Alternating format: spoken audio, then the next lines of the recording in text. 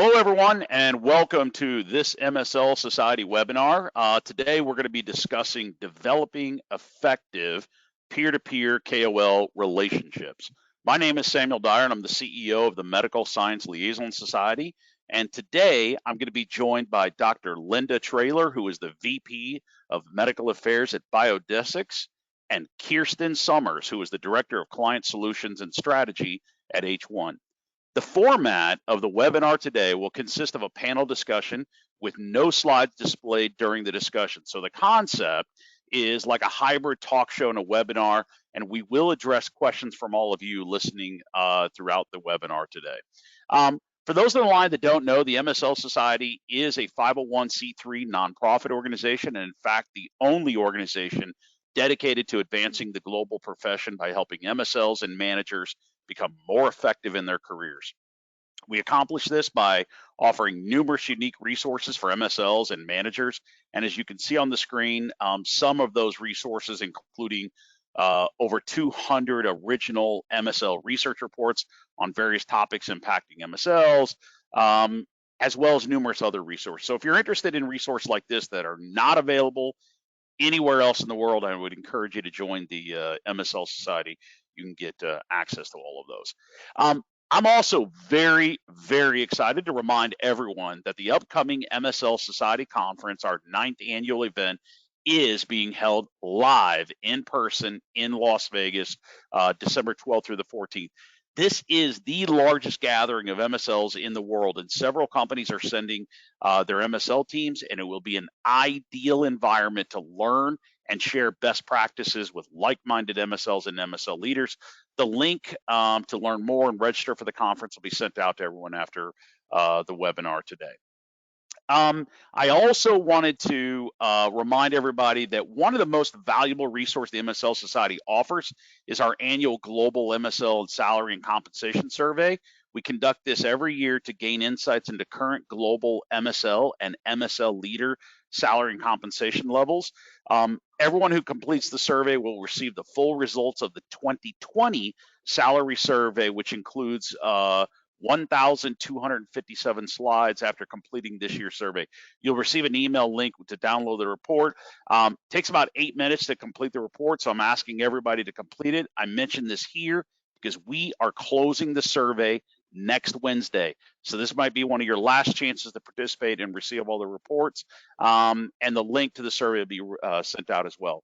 And then finally, that just a reminder that the MSL Society offers numerous training programs covering multiple soft skills topics for MSLs. And you can see on the screen, here are some of the multiple MSL teams that we've trained.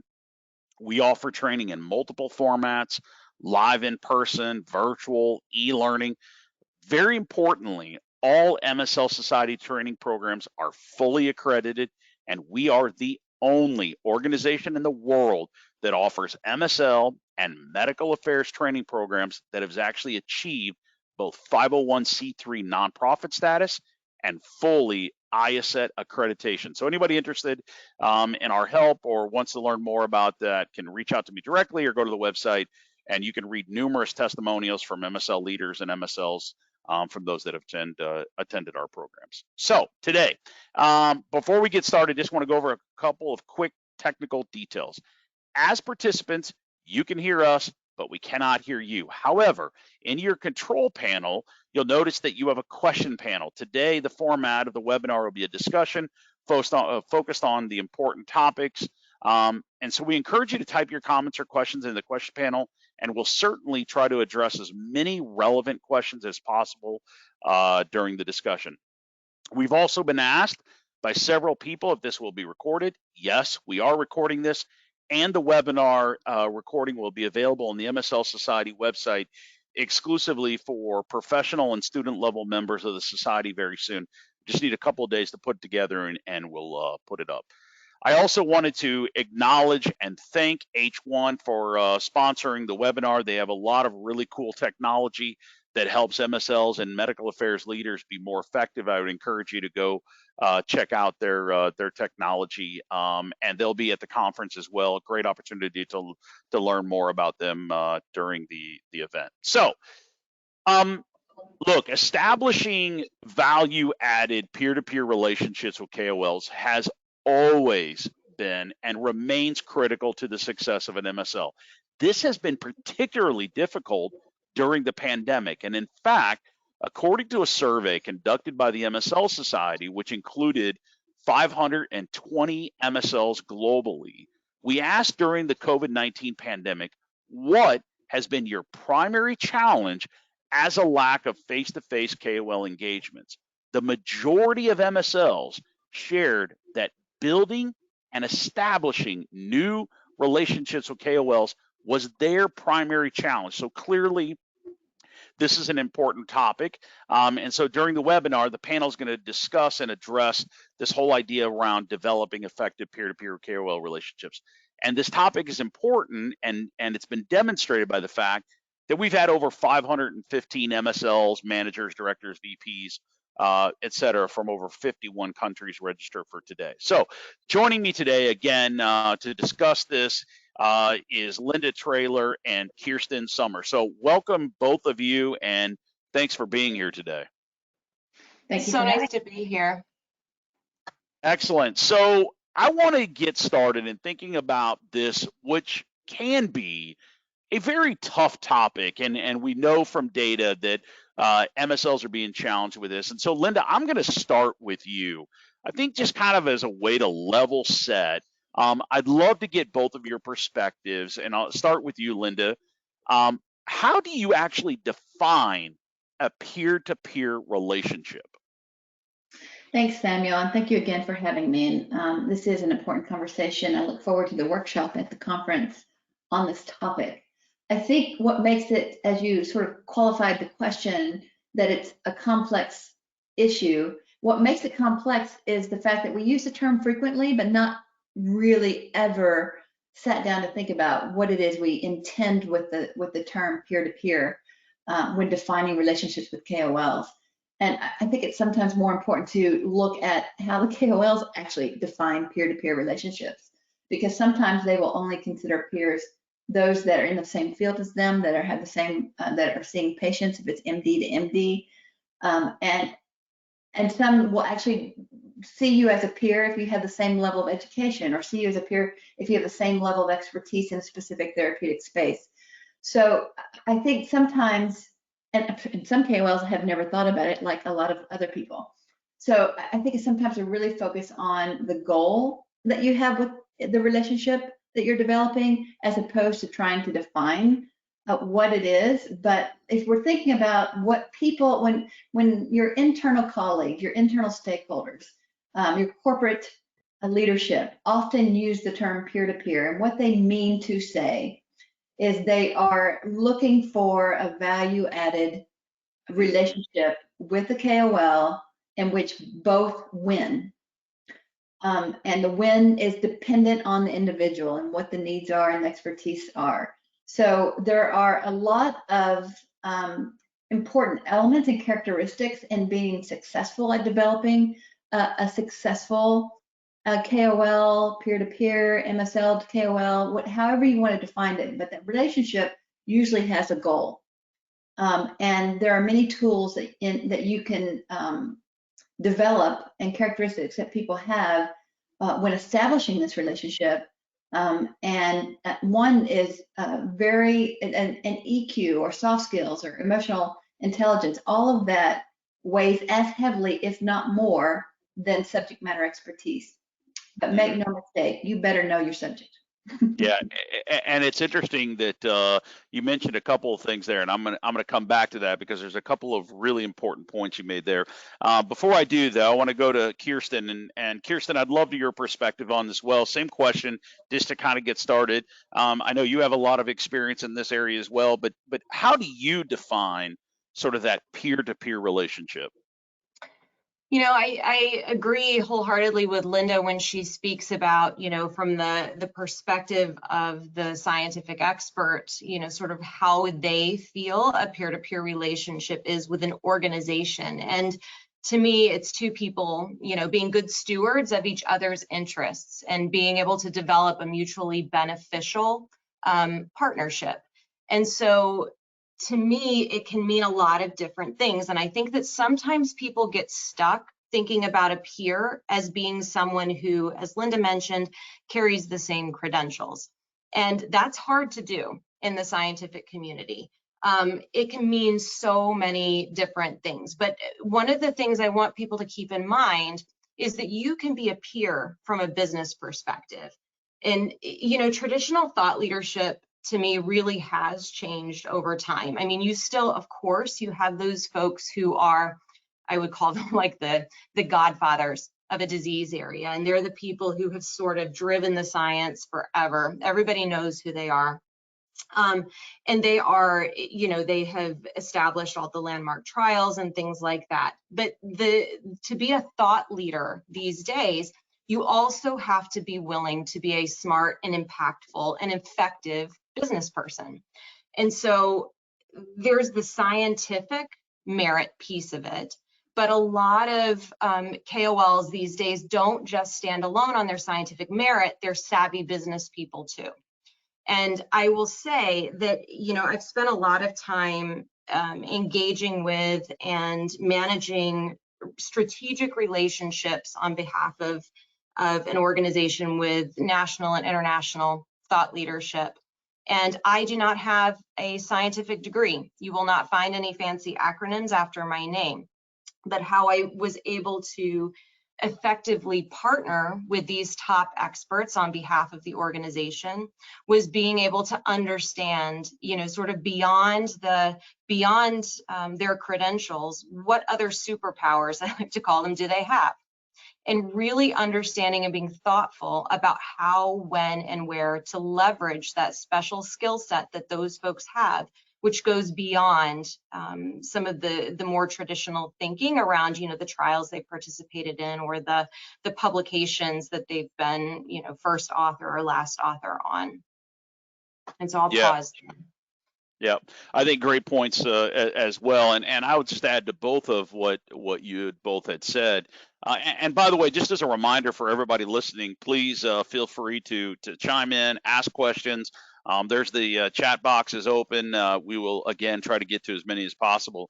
You know, I go back to what both of you said, and you know, if you think about scientific merit, this cannot be the criteria that we are going to use to define peer-to-peer relationship, because you know the chances of the average MSL walking into a room, or in this case a virtual engagement, but engaging with a global KOL, for example, just to be extreme, if you're going to try to match your scientific merit to somebody who is considered a global KOL, somebody who does this every day, somebody who is probably oftentimes at, you know, global conferences, at podiums, or PIs on major papers.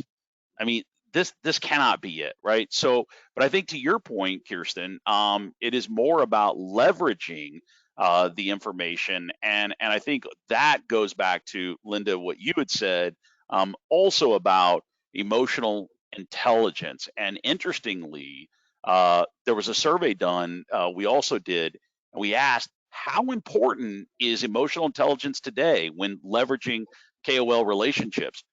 99% of MSLs said it was very important. I don't know who the 1% is, but you know.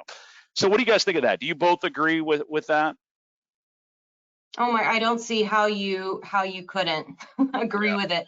And you know, and especially in the environment that we've all been working in over the past couple of years, which makes it a little more tricky, right? Because everybody's been engaging in different ways, and you don't always have the benefit of being in the room with the person to observe their body language or see how they react to things.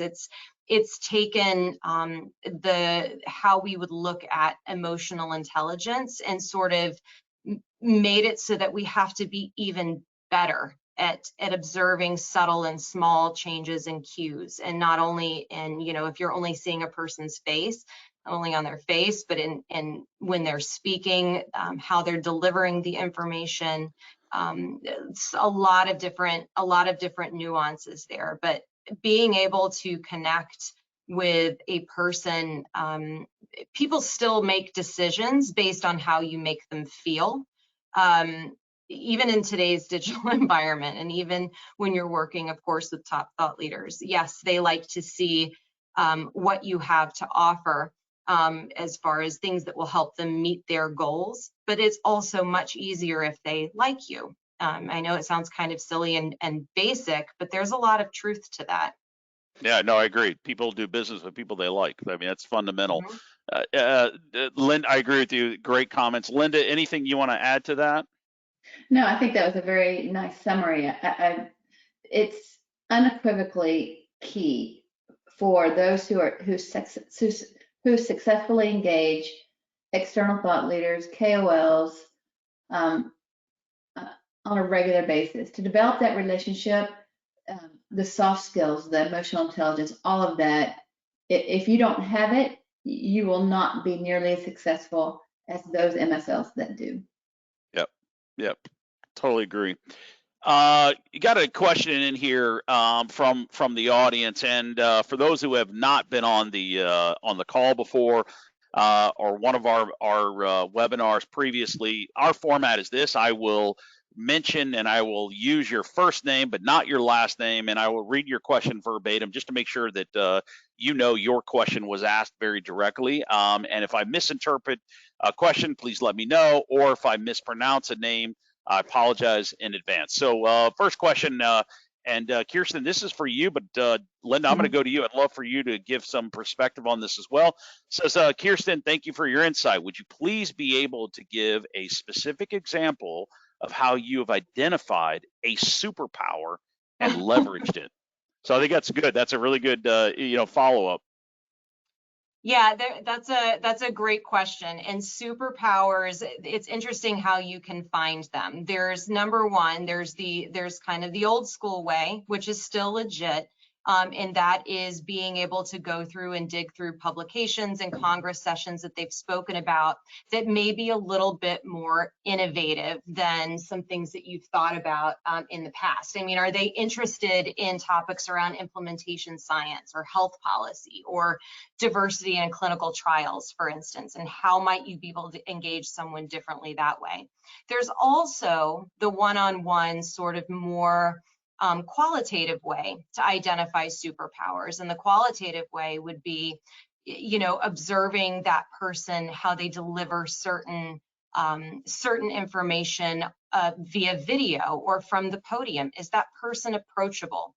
Are they succinct? Do they take complex information and distill it in a way that would make them very impactful in a role where an organization might have them speak with the press, for instance? Or are they someone that might make a very powerful educator in some sort of disease awareness capacity from a for some sort of disease awareness digital asset or something like that? So, and then the other piece of it is simply talking with them in an innovative way and thinking about, how are you, what motivates you, what drives you, what are the things that you're interested in outside of randomized controlled trials for SGLT2s for in patients that are being used in novel ways beyond diabetes control.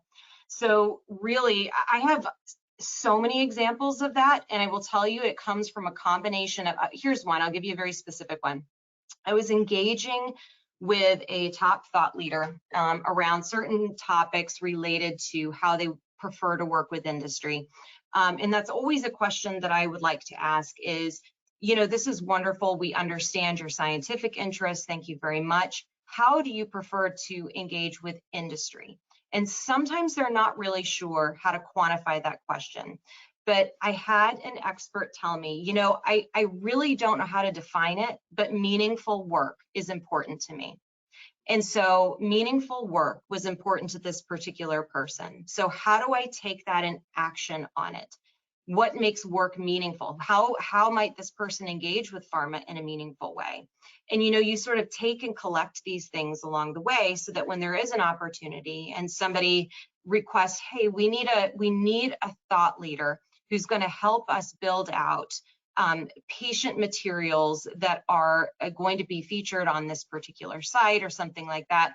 I can't remember this was a couple of years ago, but I pulled him in and recommended him for things that were topics related to directly to patient care, topics that had impact very quickly when it came to engagement with advocacy groups and things like that. So it's really thinking about them more holistically as an individual, not just thinking about them from their truly kind of what they've kind of made their mark with, I guess is the best way to put it.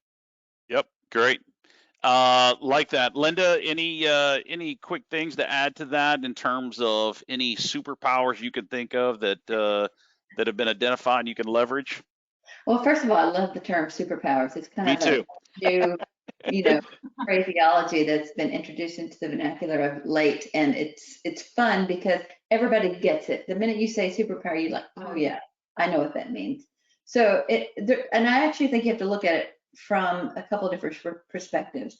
Those KOLs that have that it factor is that magical combination of influence, the ability to communicate, and expertise kind of rolled up into this one person that has this superpower that is the KOL that ends up usually being the quote unquote the godfather, I think term you used, or I guess we need to come up with a better term than godfather, but I think God person. It's still often godfathers depending on the therapeutic area.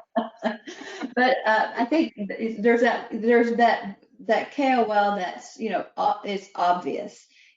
I think to go a little bit deeper into and to unpack the question of how do you find the superpower for those where it's not obvious, and that I think is even more of a challenge, is because one, you have some categories of KOLs where they're the rising star. They're fairly new to sort of getting out there and testing their levels of influence, and helping them along in that is something where you can uncover some of their quote unquote superpowers, and helping them develop that is a win for them and a win for you, and you end up having a loyal quote unquote peer-to-peer relationship moving forward. So I think there are some ways to categorize that in such a way as, you got those ones with the obvious superpowers, but some people helping them establish their superpowers is a meaningful way to get to that relationship that some people call peer-to-peer. Great. Absolutely. Well said. I like that. We're getting, of course, a lot of questions in. That's great. Keep them coming. And so now let's just transition a little bit and think about, and just a bit provocative, but and again, Lynn, I'm going to start with you on this, and let's just we'll try to be as succinct as we can here, and thinking about all the questions that are coming in, and thinking about now, how do I apply this? Because now the question really is a bit provocative. Is it even possible to establish this so-called peer-to-peer relationship? And maybe if I can compound that, maybe you could just add to that. How do I go about that? Yeah. Linda? That is a complex question, in that it's varied depending on who the KOL is, right? Yep.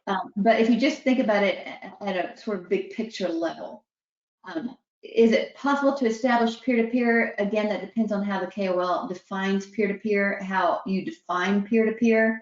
But if you think of it in terms more on the basics of expertise, credentials, things like that, then that is when you are narrowing the scope and the possibilities of getting to that peer-to-peer relationship.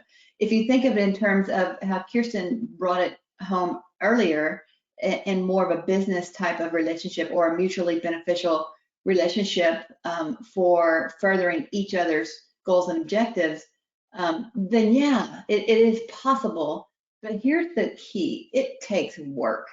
You don't get to walk in with your wonderful credentials and automatically have that person see you as their peer just because you're credentialed, or just because you're representing a particular area, or just because you can rattle off all of the publications in your therapeutic space. I think you have to put the work in, define the plan, set expectations with the individual to develop that relationship. And it is very individual when it comes to KOL relationships, even though there are categories of KOLs where you will have overlapping goals and objectives for a group of KOLs. It's still tailored to that individual based on motivation, based on what they want to accomplish in their career and what your company needs in terms of the KOL's expertise. So I think we throw, as I said to begin with, I think we throw around the term peer-to-peer a little bit more loosely when what we're really trying to say is developing that value-added partnership where both people have win from the interactions. Yep, I agree. Well said. Kirsten, any thoughts on that? Is it possible to establish this, and how do I go about it? Of course. I mean, absolutely, it's possible to do it. It does take some thought. It does take some homework on that person, of course. And, you know, true relationships come when your KOLs know that you understand how to get the most out of the skill set that makes them unique to the others. And whether that be a rising star or more early career person versus somebody who's maybe in the middle of their career, on the cusp of stardom, the people that have already arrived and whose stars have risen, your thought leaders will partner with you when they know you understand and care about their professional goals, as Linda mentioned. So, and that does take a willingness to approach them kind of from a different angle than you would otherwise kind of think about from a traditional, insight gathering or scientific exchange perspective. And so, really being thoughtful about the types of questions you want to ask them that perhaps go beyond the questions that you would traditionally do to elicit the insights you're trying to gather.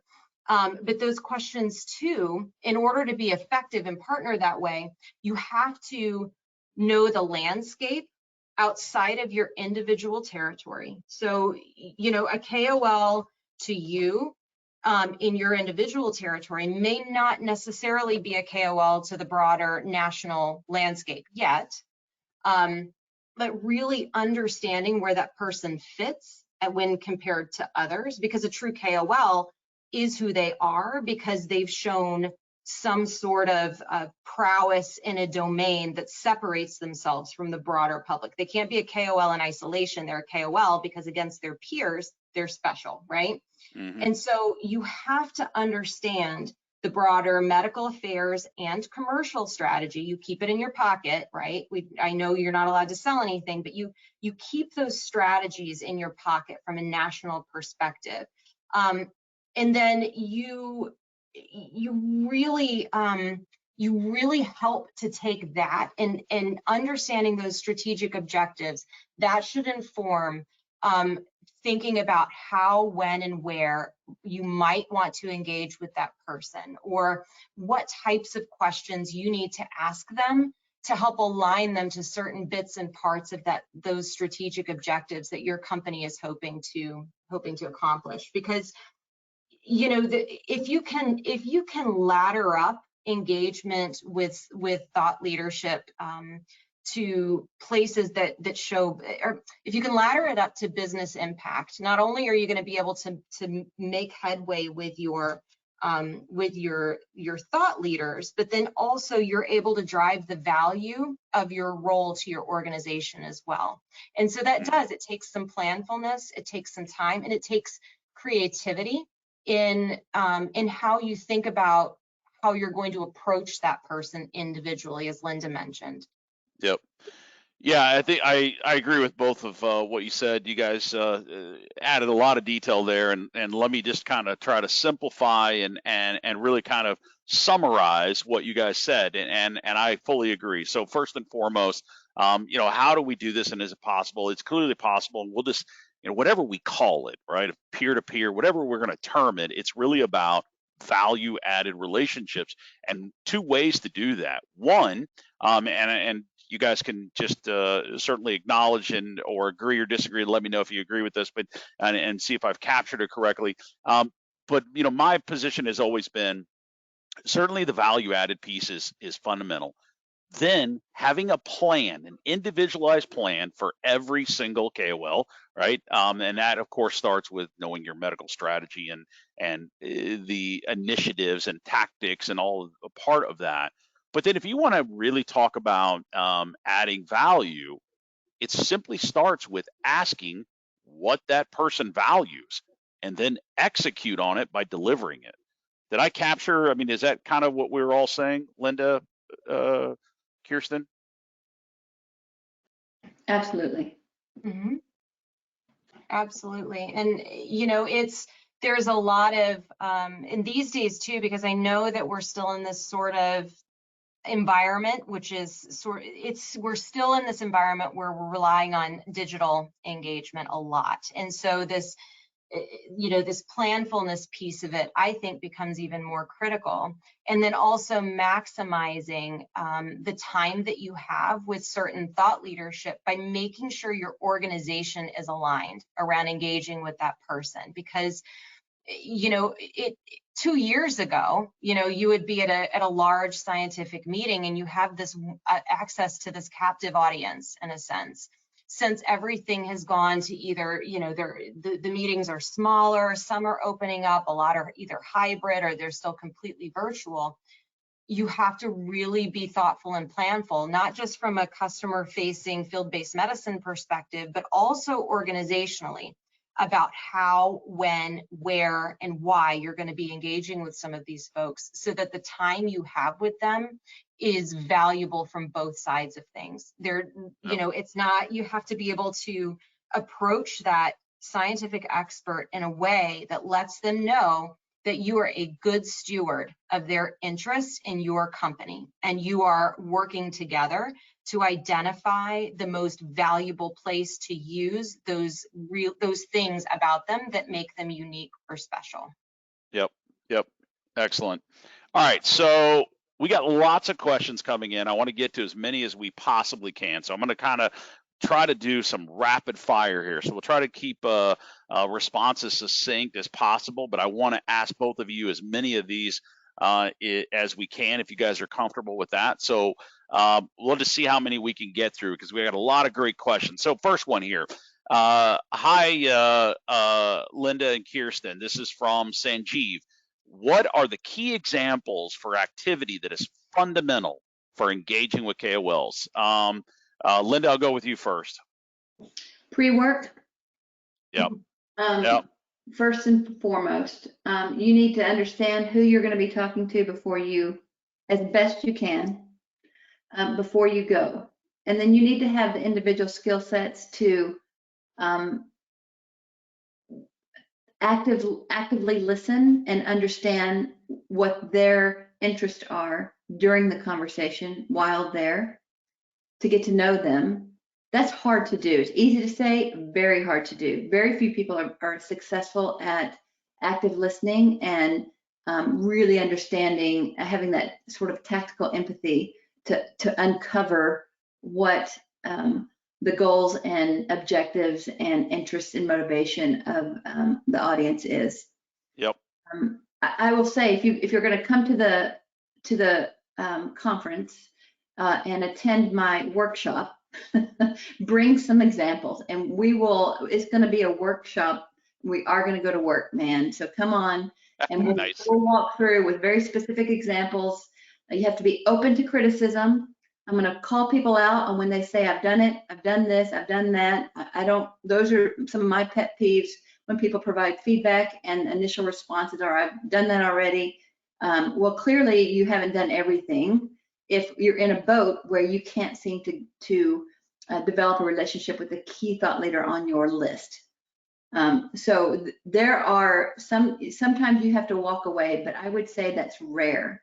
That most times that you can establish that relationship, and it takes work. The pre-work, the engagement, the follow-up. Good God, if you don't have follow-up, then everything you did up until then was a waste of time. Yep, well said. I agree. Kirsten? I 1,000,000 D-billion% echo, and that's a hard D-billion has number now there. Like what Linda just said, and you know, the homework, the pre-work, you know, whether it be an expert that you know or an expert that you're trying to, an expert, I guess we're talking about people that we don't know very well, but sometimes it's hard to keep the ball rolling or keep moving forward even with somebody that you do know and haven't been able to find ways to engage with them in the past. That's a tricky one too, right? It's a fine line, but really being able, if someone is brand new to you, to gather whatever information you possibly can before you meet with them. So I know everybody would look on PubMed and clinicaltrials.gov and all like the main places, right? But have you taken a chance to look at, are they tweeting? Are they in the digital landscape? What are they talking about? What does the engagement look like between them and other people? Do they seem friendly? Do they seem cold? Do they seem, and these are not like, these are just clues into their personality, because how you engage with people and the way you might approach someone, because different people are different, how you might approach someone if they're more of a quiet, reserved, very direct person, can be different than someone that's very open and affable and all of those sort of things. So I've even taken time to look up a person to see if there's videos on YouTube where they are either delivering a grand rounds or they're in an interview or something like that, just to get clues about who they are as a person, which will let you know that even in your outreach emails, how you might consider approaching them based on what you can piece together about their personality. Yep, excellent. Yeah, I agree with both of you, and I will tell you, just from my perspective, every single MSL I ever managed, when I do a ride along and I walk into a KOL's office with an MSL in the field, very first fundamental question I would always ask the MSL: what is the medical objective? What is the primary reason we're going in here today, right? So just for the idea, exactly what you guys are saying is just having a plan, and ideally agreed upon with that KOL. So I think that's really important. Yeah, absolutely. So I'm going to keep going here. Several questions. We got some really good stuff in here, so we'll try to get to as many as we can. So next question, and Linda, I'm going to start with you just to let other people, Kirsten, have a break. So we'll just alternate here. But Debbie has asked, and Linda, I know you're going to have all the answers for this. This is a tougher one. We can easily quantify the number of publications or studies that a KOL has participated in. How do you quantify the value of these superpowers? Meaning, how can I use this information to advocate on behalf of a KOL? You know, it's so funny that I was having this conversation with a colleague not too long ago. That's and I'm going to use Kirsten's word, the billion-dollar question. Yeah, I like that number too.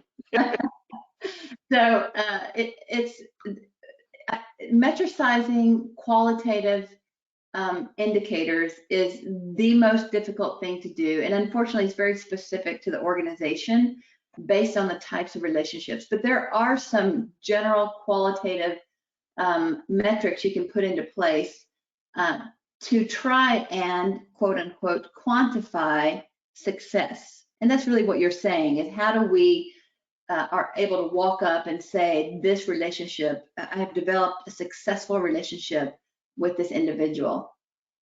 And, you know, the basics are coming around to quantifying whether or not they're an advocate.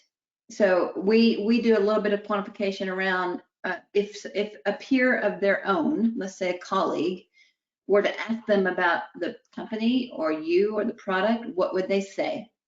And so you can quantify, you know, how would they characterize the company or the product? And you can keep it simple. Like the -1 is they would actively speak against you. A 0 is neutral, and a +1 is somebody who would advocate for you. I use that frequently, and I've used it in a couple of my projects of late.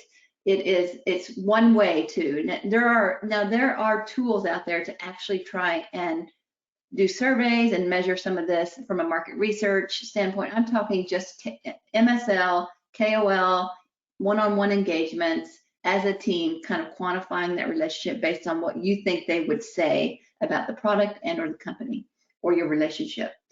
The other thing is, do they actively or proactively reach out to you? I think that is one thing, is if they feel as though they have a value added relationship with you and would reach out to you directly, that is one way you can quantify. You can even tick it off in some sort of relationship capture system, whatever you have in your company.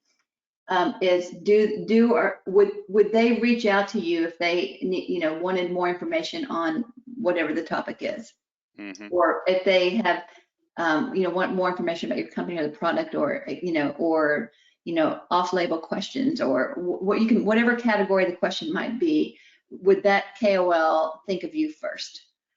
But there are so many other things that you could quantify based on the type of relationship you're developing.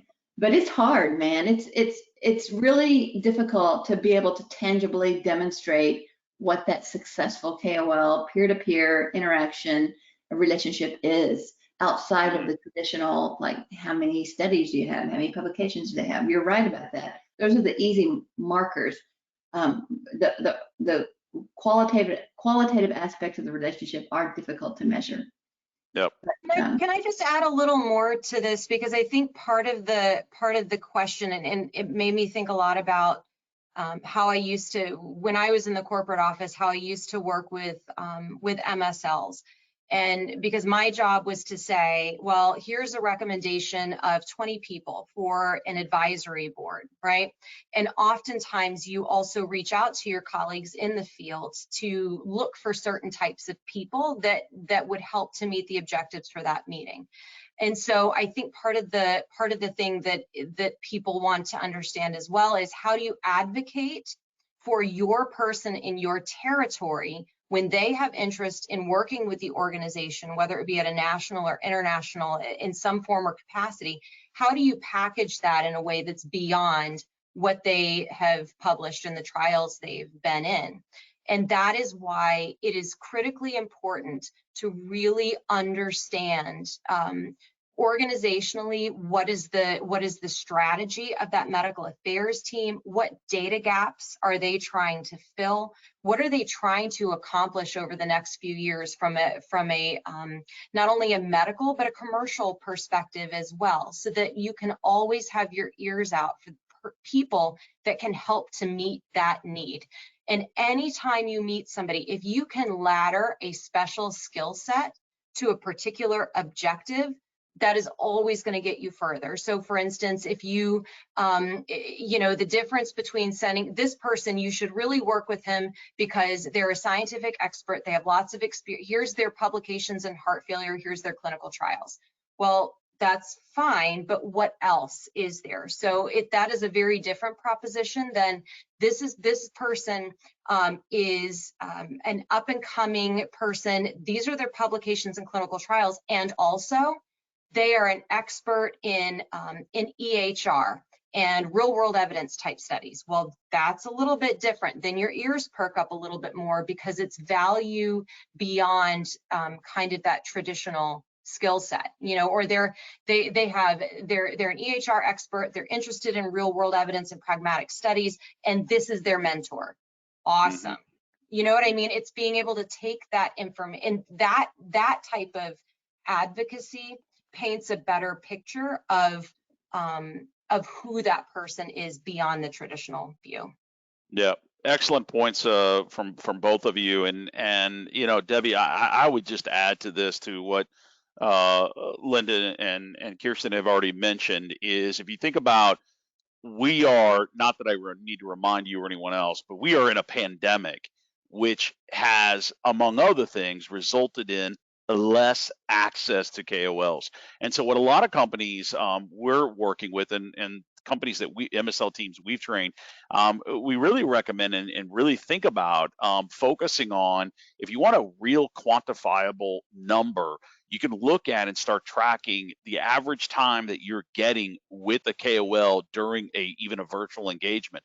We know from surveys that the commercial teams have been, and specifically sales reps, have been obliterated in terms of access.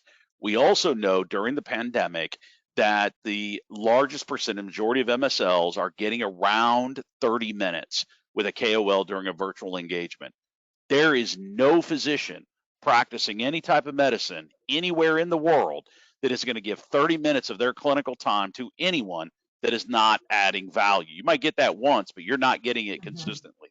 And so that would be another way to layer on to say, to certainly build advocacy and what you're doing. So just some great tips from Kirsten and Linda as well. I really like that. Go back, Samuel, that could go back to the other question about how to measure it. I think. Yes. Did you get a second meeting? Yep. Because that right there is more than any other way at the most fundamental core, that if they're giving up their time, presumably it's valuable, otherwise they wouldn't do it, right? So several other questions, and I know we're not going to get to all of them, but I'm just kind of looking at some of the other stuff that is coming in, and here's a real challenge that we have seen from several MSLs, but I think it's very poignant when we're talking about building new relationships or building KOL relationships during the pandemic. And the question is, what recommendations do you have for a new MSL who is required to engage several new KOLs in a very short time, i.e., for speaking engagements? Seems insurmountable if potential KOLs are unfamiliar with your product or service. That's from Michelle. Linda, you want to jump in on that? So there are a lot of tools you can use when you're a brand new MSL and you're trying to establish a brand new relationship, and there is a lot of angst around getting the meeting firsthand and then making progress quickly, especially in this, as Samuel just described, this day and time where getting a face-to-face is almost impossible. Getting a meeting is possible, but then virtual or remote meetings are introduce another layer of challenge. I think some of the biggest tools that we're building out, we have a team of a lot of new to MSL world right now, and I think one of my favorite tools is the buddy system. Take a buddy, an experienced buddy, with you first couple of meetings. Don't let it seem as though don't interpret that if they want to go, if asked to attend, a peer and or your manager. Use it as an opportunity. You want to listen and learn, but also get feedback. But everybody knows when you're with at least one of your other peers, that meeting always ends up being a little bit more productive than when you're just one-on-one. So anytime you can take a buddy, do it. Works most of the time. Like I would say, good 90% of the time. Sometimes it backfires on you, and that's on you if you don't communicate the goals and objectives appropriately. But to your colleagues that you're taking into the meeting, that's where I've seen that fail. But for the most part, if you set expectations appropriately, a buddy system tends to work. And then just the work, the pre-work, getting to know and role playing with your colleagues before. If nobody can join you, just talk to a colleague who is very experienced, or I know there's some the mentorship programs at the MSL Society where you can bounce some of your challenges off peers from other companies as you develop a plan.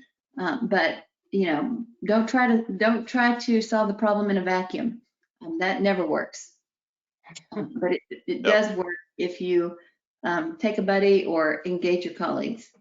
Excellent points. Yeah, and just a little more context to that for anybody interested in the mentor program. It's absolutely free to all members of the MSL Society. You are matched up with in a group, a small cohort with 2 co-mentors that are highly experienced, a neutral environment. Ask whatever you want. So it's a really good good point, Linda. Kirsten, any thoughts on this?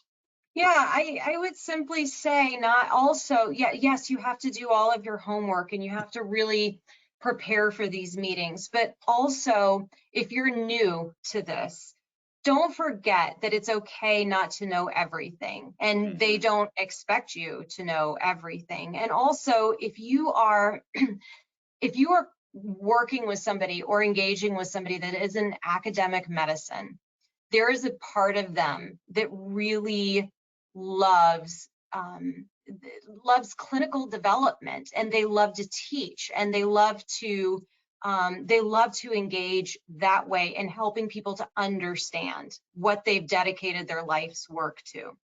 So I think that, you know, being okay with not walking in as an expert and being quite honest about being new, I think for the most part, you're going to find people who are willing and understanding of that situation, and you can even leverage that, quite frankly, to your benefit. Sometimes people would rather engage with somebody who's new and fresh in a way that is interesting to them, because then, you know, they know what's out there already. Sometimes it's refreshing to have somebody new to engage with. So I do your homework, absolutely prepare, but then spend time also finding out, like, what drove them to this career in academic medicine. Not everybody chooses that. It's not for the faint of heart, and you certainly don't do it for the money initially, right? It's not till they get really fancy that they make that switch. But really, you can take time getting to know them as, you know, as this clinician scientist, or, you know, have them help you and educate you on the health system that they work within. What are the challenges that they face? What are some of the goals that they are you know, supporting or trying to work on to help with, you know, quality metrics, for instance, in their health system. Taking time to understand them, not only as a scientist, but as a business person and as a person, you know, I think that will always find you a new meeting as well. Yep, excellent points. Yeah, I really like all of these points, and I think it really speaks to that this is complicated. We're getting close on time. I just wanted to share a comment from Sheena. She said, not a question, but would love to hear part 2 discussion of this topic. Well, Sheena, ask and you shall receive this. Linda's going to go into a lot of detail at the conference on this. So yeah. Here's my final question to both of you. We're getting close on time here.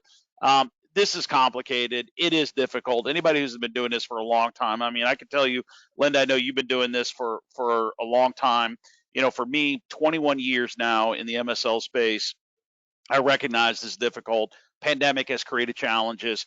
So my question to you is, when we kind of wrap all this up and think about it, what is the ultimate goal here? What is the goal, or what should be the goal of the MSL KOL relationship? I know we kind of touched on some of this, but kind of wrapping all this up, Linda, maybe we could be, you know, just in our last couple of minutes together.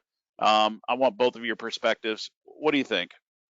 So I think it can be boiled down to a couple of high level comments or categories, and that is building advocacy and gaining insights are the 2 big, you know, take home messages from most MSL KOL relationships. But the individual plans are obviously going to be individual and tailored to the KOL. High level, you know, categories for this, outside of, you want to develop somebody who's willing to be influential on behalf of you and your product and company, and you want somebody to be able to go to get insights that are clinically meaningful for your company. But there's also, you know, speaker development, doing research, publishing, guidelines, investor and corporate level of KOLs.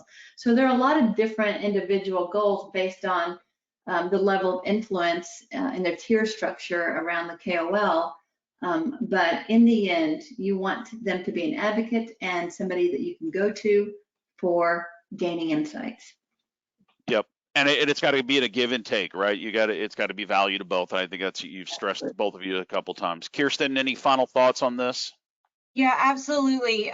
What Linda said, of course, about the scientific insights piece of it and all of the other parts. But the other piece of this is that as an MSL, as the customer-facing medical colleague, you are the entry point for that scientific expert to your organization. And now more than ever, it is critical that organizations work from the field to the internal corporate team.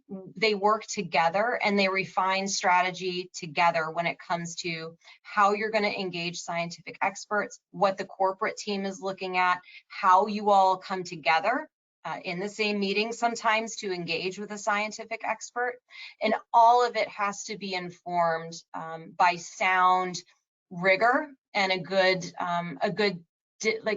underpinning of knowledge about that person, both from a quantitative perspective, which is supported by a sound digital underpinning, but then the other piece of it, of course, and where the MSLs come in, is the qualitative piece. So I think the MSL's part of this is they must be the good steward of the company, and at the same time a good steward of the goals and objectives of the experts that they engage with. Yep, well said. And I think really to final comment on both of what you said, it really is about having a plan, executing on that plan, and understanding what insights are valuable to the company, but also keep in mind and focus. And by the way, global survey, or a survey based in the US on KOLs, what they want from MSLs is for you to focus on their patient's needs, right? Start there, right? So this is really important. We're really out of time, but as we kind of wrap up here, just a couple of final reminders. Look, here's my guilt trip.